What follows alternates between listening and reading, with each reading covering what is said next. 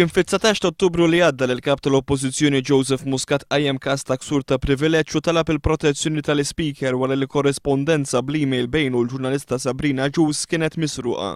Fil-Parlament Dr. Muscat kien qal li nies li jgawdu l-fiduċja tal-Prim Ministru ippruvaw jipperswodu lil mezzi tax-xandir indipendenti biex jippubblikaw huma dawn l-emails iżda meta ma rnexxilhomx għaddew l-informazzjoni lil mezzi tax-xandir tal-Partit Nazzjonalista.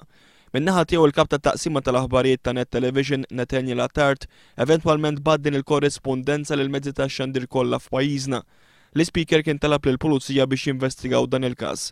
News huwa informat li s'issa fis-sigħat li għaddew propju jumej biss qabel mal-kap tal-Oppożizzjoni jagħti tweġiba tiegħu għad-diskors tal-Baġit, din il-korrespondenza ntbagħtet bħala posta anonima f'numru ta' djar.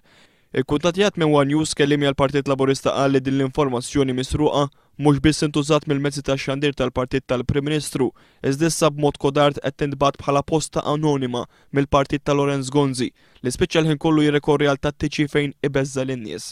Qal li l-fatt li ntażel dan minn il-ġimgħa biex jintbagħtu dawn litri anonimi mhux kombinazzjoni u dan juri kemm il-Partit ta' Lorenz Gonzi jinsab skomdu minħabba d-diskors tal-mexxej Laburista nhar it-Tnejn fil-Parlament li mistennija viżjoni għall-futur.